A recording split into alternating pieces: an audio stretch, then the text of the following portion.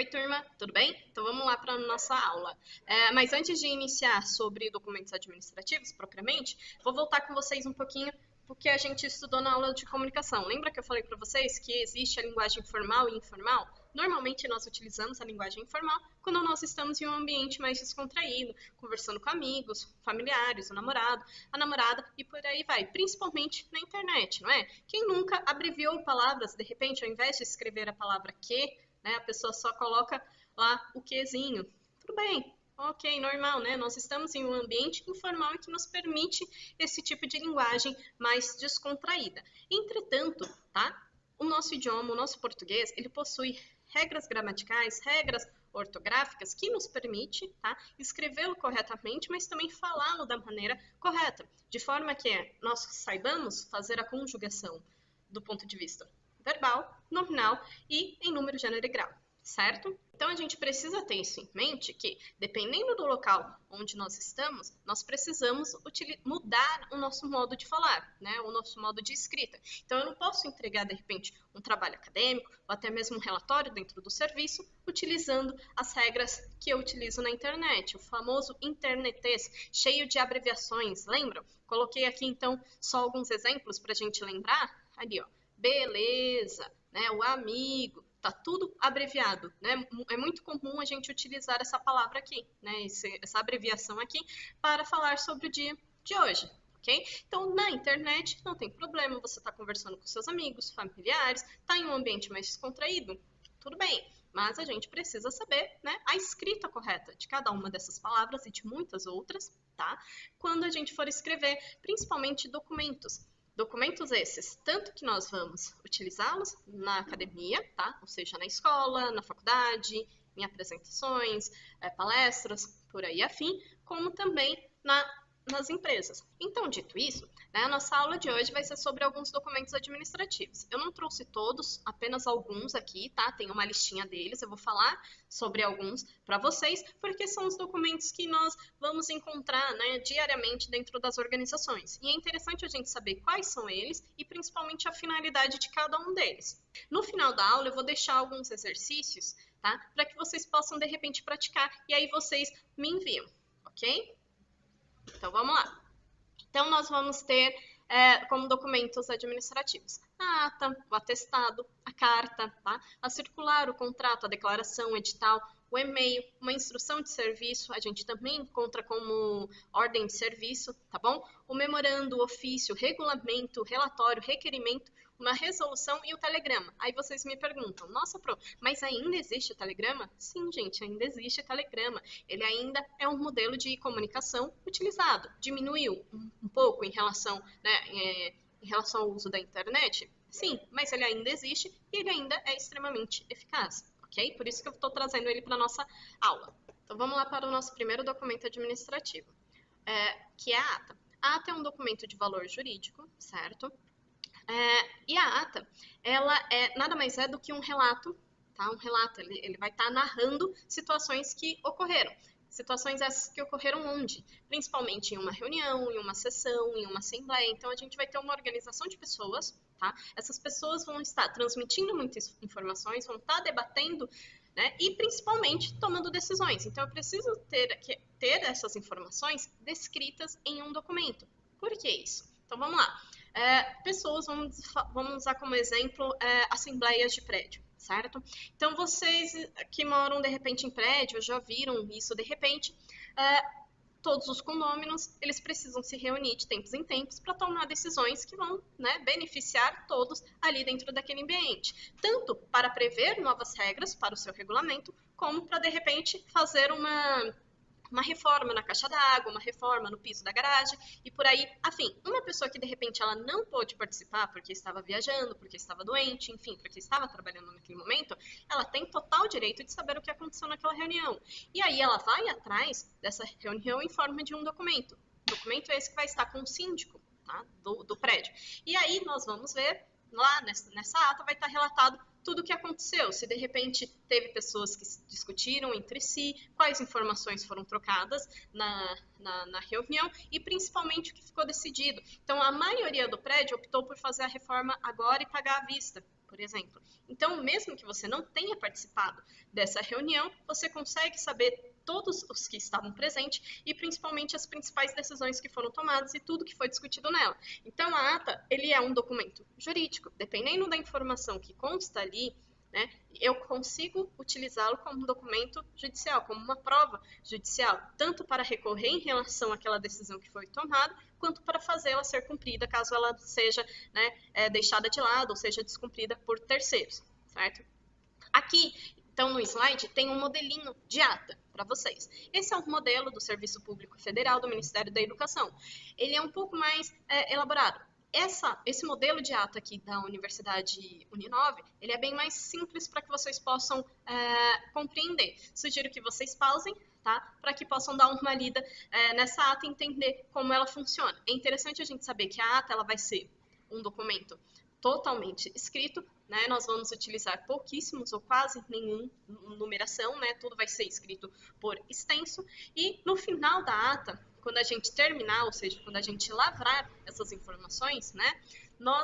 Todos os presentes, eles devem assinar, certo? Isso é uma ata. Então, pausa aí o vídeo, dá uma lidinha e a gente segue, tá bom? Então, na sequência, nós vamos ter um documento que é o atestado. Talvez muitos de vocês já tenham passado, né, já tenham conhecimento deste documento. Então, ele é firmado geralmente por um servidor, né, em relação ao cargo em que ele ocupa, e ele vai sempre declarar, ou seja, ele vai atestar um fato existente, mas que de repente não consta ali nos outros livros e papéis do poder da administração. Então, assim, você foi no médico e o médico disse que você vai precisar ficar 2 dias em casa de repouso para se recuperar, né, de uma enfermidade. Então, você precisa de um atestado para poder levar ao serviço. Olha, atesto para os devidos fins que fulano de tal, né, esteve no hospital durante o dia 20 de agosto e onde 20 de agosto, onde passou, né, pelo clínico geral e ficará em repouso por 2 dias, retornando ao serviço apenas no dia 23 de agosto. Por exemplo, isso é só um exemplo de um atestado, tá? Mas ele geralmente está atestando algo que aconteceu. Então é importante no atestado a gente ter a data, o local, a assinatura ou o caso, né, o carimbo da instituição que está atestando essa informação. Com esse documento, eu consigo levá-lo tanto para empresas, mas também para a escola. Eu atesto, tá? Até mesmo do ponto de vista judicial, que eu estava presente em um determinado local, naquela hora e naquele momento, certo? A carta. Aí vocês vão me perguntar assim, professora, mas carta, as pessoas ainda mandam carta? Sim, gente, dê uma olhadinha nas suas correspondências que você vai ver lá, né? Então, a carta, ela é uma correspondência, ela pode ser pública ou privada, tá? Geralmente ela tem esse caráter menos formal, mas ela ainda assim ela é um documento formal, certo? E ela é utilizada principalmente para convites, solicitações, agradecimentos ou simplesmente para passar informações. Porque a carta ela tem esse caráter menos formal, mas ela ainda é formal. Porque, veja bem, você recebe um convite de casamento. Ok, o convite de casamento, ele não precisa ter todas as formalidades, né, da norma culta da escrita. Você recebe uma carta de um parente seu. Não precisa ter todas as formalidades da norma culta da nossa língua portuguesa, certo? Mas ainda assim, é uma carta. Você recebe uma solicitação, né, uma empresa te manda uma carta pedindo para que você compareça. Você recebe um agradecimento de uma instituição também, ou de repente uma carta que vai te passar informações. Então a carta, ela é um documento, certo? Geralmente na carta a gente tem a data, o local, né, de quem está enviando, principalmente, o nome do destinatário e o endereço desse destinatário também. E por fim, a mensagem. Essa mensagem ela pode ser do ponto de vista formal, tá? Então eu estou passando uma solicitação, eu estou fazendo um agradecimento, estou passando informações, ou ela pode ser do ponto de vista informal, em que eu vou passar e transmitir, né, informações de uma maneira mais informal, né, até pelo vínculo a qual eu tenho com essa pessoa, quem é o meu destinatário da carta. Certo? Eu trouxe aqui apenas para a gente lembrar que a carta ela é um documento, ela é considerada um documento administrativo. Muitas empresas, né, quando recebem doações, né, enfim, elas mandam cartas de agradecimento aos seus donatários. Então vamos lá. Nosso próximo documento, a circular. A circular, então, ela vai ser uma correspondência de caráter interno, tá? Então, você tem ali uma empresa, você tem ali uma escola, só para que vocês lembrem, tá? Para que vocês façam essa associação. Nós temos aqui uma empresa. Eu preciso passar as informações internas para os meus funcionários. Então, eu preciso transmitir rotinas, eu preciso passar orientações, procedimentos, eu devo esclarecer alguma informação em relação ao novo conteúdo das leis, das normas e do regulamento da instituição. E eu não quero que, de repente, isso seja público para os meus clientes, mas eu quero que os meus funcionários estejam cientes disso. Então, um exemplo que eu dou aqui é, a partir do dia 15 de setembro, todos os funcionários devem vir com camisas pretas. Ok, né? Um regulamento, você está passando uma informação e você vai explicar o porquê. Então, a circular a gente vai entender como um documento administrativo que vai passar rotinas, vai transmitir orientações, procedimentos ou principalmente esclarecer, né, informações de forma interna, ou seja, para os funcionários, para as pessoas que estão ali naquele ambiente institucional, ok?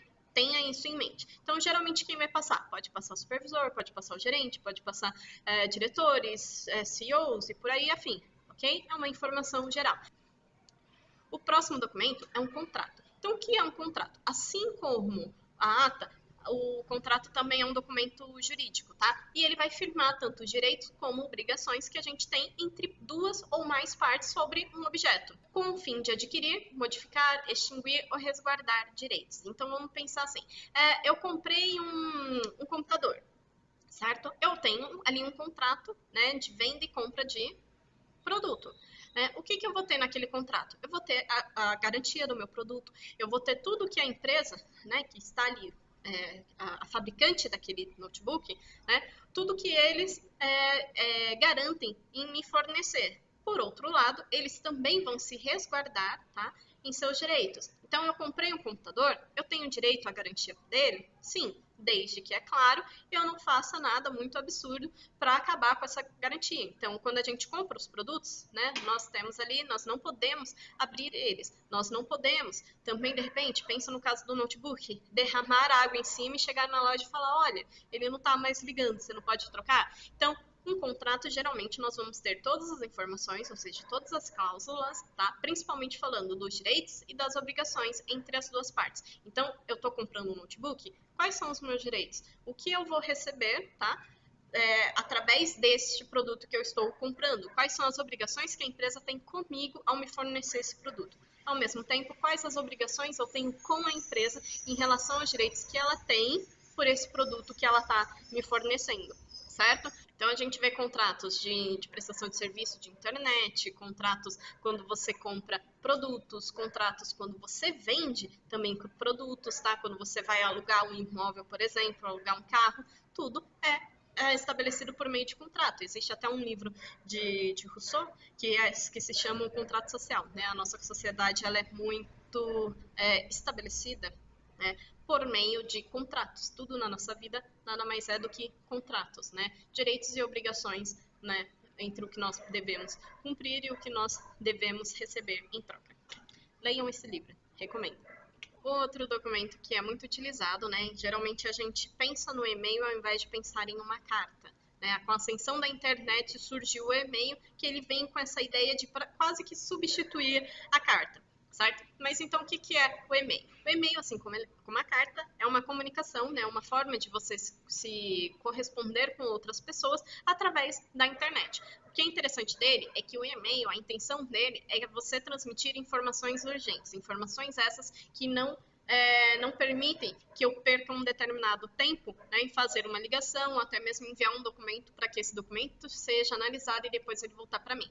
O e-mail, a ideia dele é transmitir informações urgentes de uma maneira bem concisa, de uma maneira bem rápida, então sem ficar fazendo grandes textos, passar a informação e seguir adiante aguardando a resposta.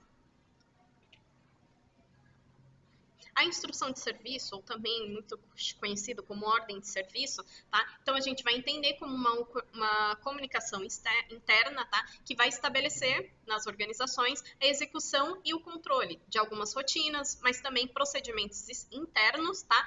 Ou para esclarecer o cumprimento de algumas ordens de serviço. Isso sempre visando o cumprimento de instruções superiores. Então vamos lá. Eu estou aqui na sala de aula e a lâmpada ela não está funcionando. Eu vou precisar emitir uma solicitação ao departamento ali de manutenção para que eles possam vir trocar a lâmpada. Então, geralmente aqui eu vou ter a instrução de serviço, o órgão, né? Esse exemplo aqui ele é do Serviço Público do Federal do Ministério da Educação. Então eu vou ter a sigla aqui desse órgão. Dentro de uma empresa, você vai ter apenas a instrução de serviço, o número dessa instrução de serviço e a data. E aqui na ementa eu vou ter sobre o que é, né, o serviço que eu preciso executar. Então, assim, eu fiz uma solicitação para a troca de lâmpada. O pessoal da manutenção vai ter essa seguinte ordem de serviço, né? Troca de lâmpada porque está queimada, que seja. E nesses parágrafos, né, eu vou me estender em explicar a eles, né, o que eles precisam fazer para executar esse serviço.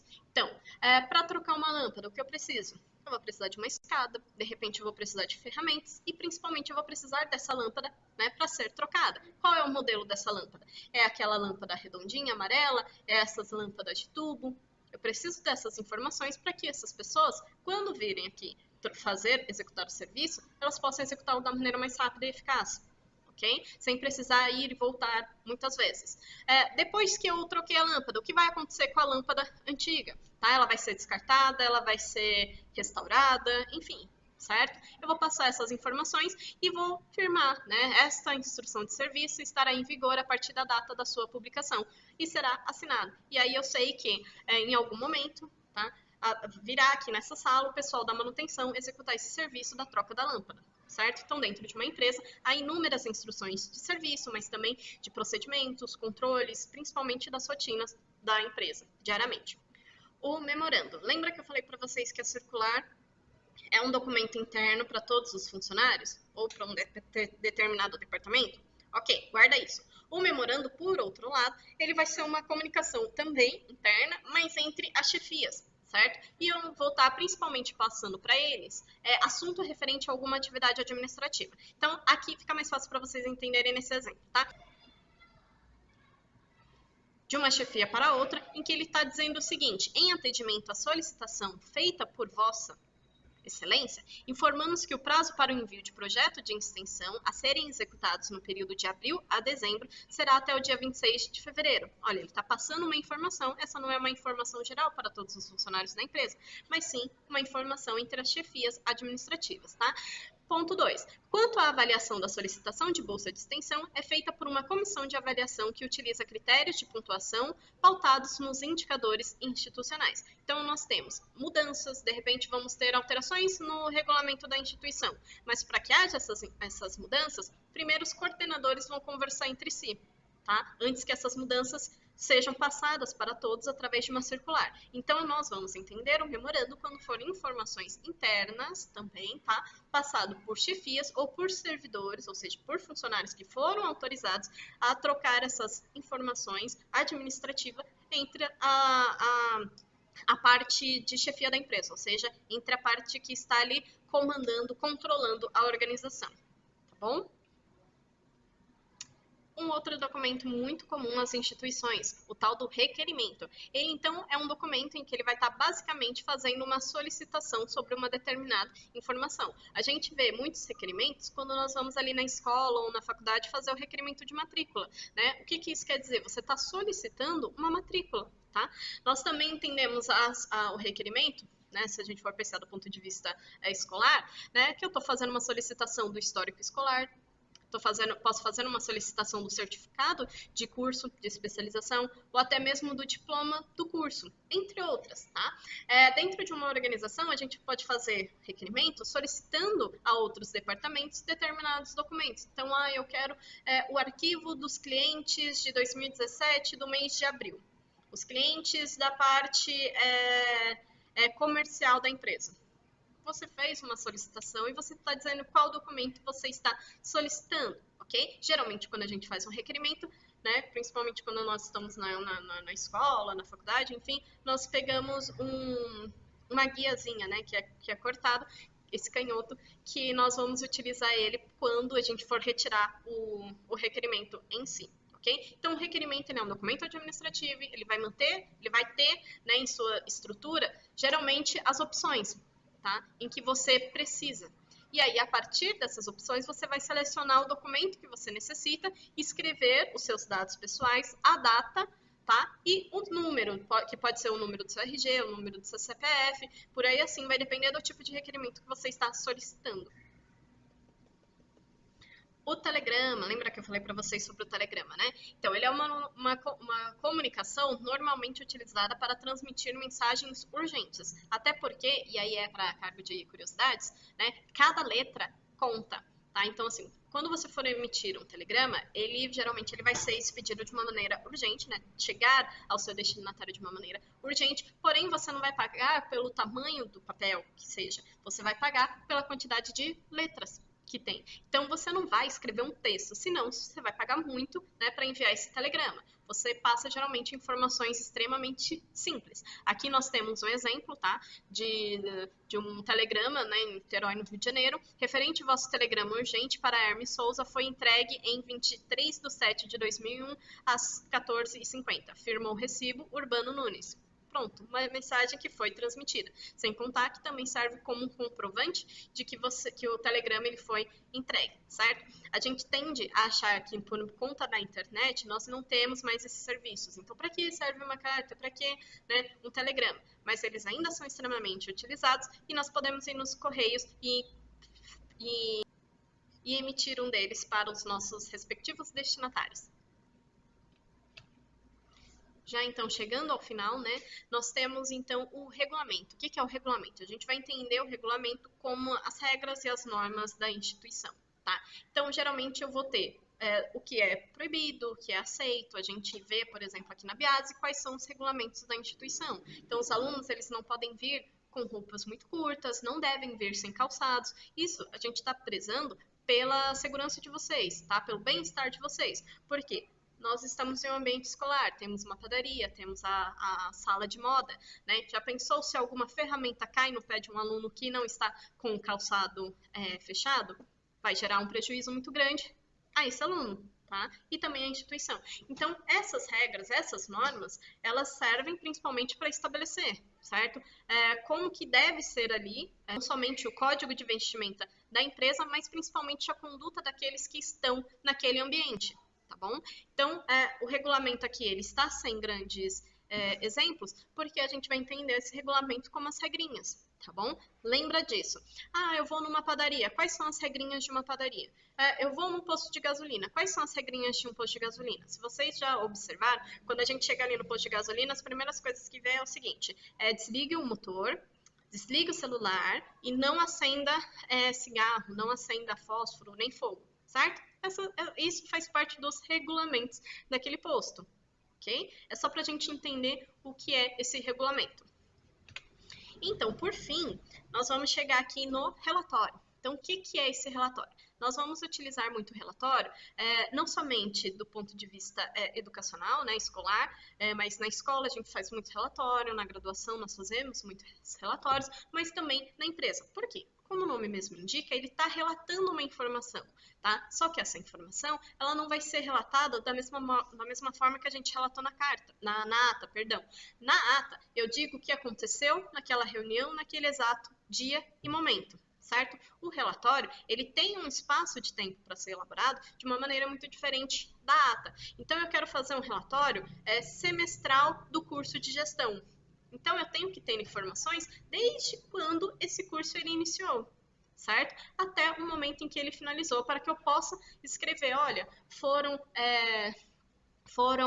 feitas atividades ao ar livre, os alunos foram ao solário, os alunos fizeram atividades práticas em sala de aula, os alunos entregaram atividades e formulários no online, fotos, nós temos fotos das oficinas, nós temos o trabalho final de vocês, né, algumas atividades escritas. Então, para ter todas essas informações, para executar Então, para executar um relatório, eu preciso ter todas essas informações e saber colocá-las de uma maneira adequada em um documento. Não adianta eu jogar ela sem que haja uma lógica, ok? Então, o relatório, ele vai ser, como está aqui na descrição para vocês, tá? Um documento onde o servidor expõe a atividade de um órgão ou de um determinado setor, tá? Ou presta conta de seus atos a uma autoridade de nível hierárquico superior. Geralmente, ele é produzido para expor situações de serviço, resultados, eventos, cursos, projetos e programas. Então, a gente entende o relatório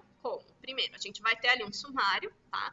Uma informação, os capítulos que nós vamos ter, né, neste relatório, nós vamos ter uma introdução. Então, o que fala esse relatório? Esse relatório ele é sobre o quê? Porque o relatório ele pode ser sobre muitas coisas, né? Então, o relatório ele é sobre uma ordem de serviço, ele é sobre uma obra que foi executada na empresa, ele é sobre o curso de gestão, ele é sobre o curso de moda, certo? Então, aqui na introdução, eu sempre vou fazer um relato, né, sobre o que é o meu relatório e os principais objetivos desse relatório, ou seja, por que esse documento está sendo escrito, certo? E aí eu vou ter, então, o desenvolvimento, em que eu vou pôr, como eu disse para vocês, todas as informações, eu posso pôr, de repente, por atividades que foram executadas, eu posso pôr sobre ordem cronológica, certo? Ou eu posso pôr, de repente, pelos cursos. Já pensou? Fazer um relatório sobre os cursos do CEDESP. Então, eu não vou colocar de uma maneira bagunçada. Eu preciso colocar cada curso, cada atividade em seu curso. Então, temos o curso de gestão, o curso de informática, o curso de moda e o curso de panificação. Eu não posso juntá-los, não posso juntar todas essas informações em uma grande bagunça. Muito pelo contrário, eu preciso deixar isso de uma maneira estruturada, organizada. E é aqui nessa parte do desenvolvimento onde eu vou relatar todas essas informações, tá? E eu vou mostrar, olha, foi proposto uma aula sobre liderança com a turma, eles fizeram uma atividade no online, eles fizeram uma atividade em sala de aula, aqui estão as fotografias, os alunos reagiram de tal maneira. Essa é uma forma de você descrever, né, de você relatar o que aconteceu naquele período de tempo, tá?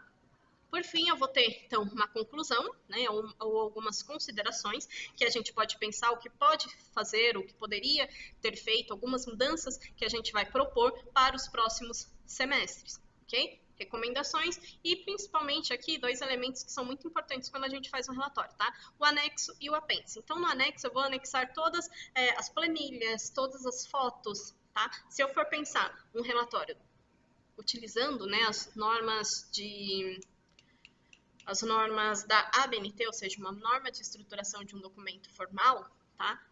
As fotografias e os gráficos, eles não estão no corpo do texto, eles não vêm junto com a parte escrita.